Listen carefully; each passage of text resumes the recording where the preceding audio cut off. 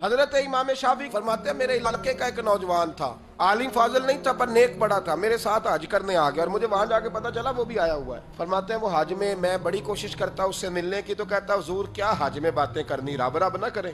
فرماتے ہیں موقع ہی نہ دیتا، جوان تھا بڑا پرہیزگار۔ فرماتے ہیں وہ جب بھی دعا کے لیے ہاتھ اٹھاتا تو کہتا یا اللہ مجھے قبر میں بھی نماز کی اور قرآن کی توفیق دینا۔ ایک دن نہ وہ حتیم کے پاس بیٹھ کے قرآن پاک پڑھ رہا تھا، میں 2-3 دفعہ گزرا تو پڑھ ہی رہا تھا، میں نے کہا آج قابو آ گیا ہے۔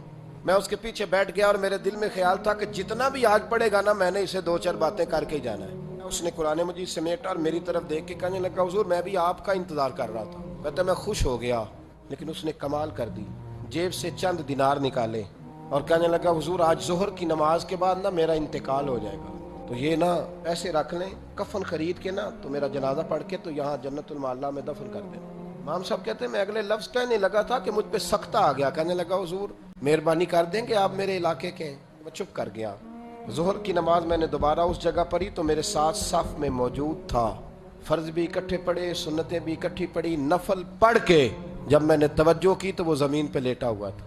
آپ فرماتے ہیں میں نے غسل دیا، کفن دیا، دفن کر دیا۔ کئی سالوں کے بعد میں دوبارہ آیا، اسی جنت المعلا میں مجھے ایک اور جنازہ پڑھنے کا موقع ملا۔ میرے دل میں ہمیشہ خیال آتا تھا کہ وہ تو کہتا تھا یا اللہ قبر میں بھی قرآن کی توفیق دینا، تو یا اللہ مجھے دکھا وہاں پڑھتا ہے کہ نہیں پڑھتا۔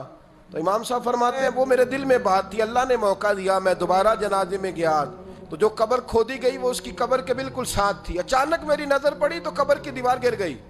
لوگ پریشان ہو گئے، کہنے لگے آپ عالم اب آپ بتائیں کیا کرنا ہے؟ تو کہتا ہے میں نے جھانک کے ذرا آگے دیکھا تو اندر بیٹھ کے قرآن پاک پڑھ رہا تھا، تو میری طرف دیکھ کے کہنے لگا السلام علیکم امام صاحب، یہ دیوار شیوار کوئی نہیں گری، یہ اللہ نے آپ کی دعا قبول کر لی ہے۔ آپ کو پتہ چل گیا نا رب نے مجھے قبر میں بھی قرآن پڑھنے کی توفیق عطا فرمائی۔ بھائی قرآن پاک سے دلچسپی، شوق پیدا کریں، ذوق۔ یار کچھ نہ ہو سکے تو اسے دن میں ایک دفعہ چوم کے سینے سے تو لگایا کرو، کبھی اس سے پیار تو کر کے دیکھو۔ یہ اللہ کی کتاب ہے اور اس کا ایک ایک حرف وہ ہے جس کی تشریح مدینے کے چاند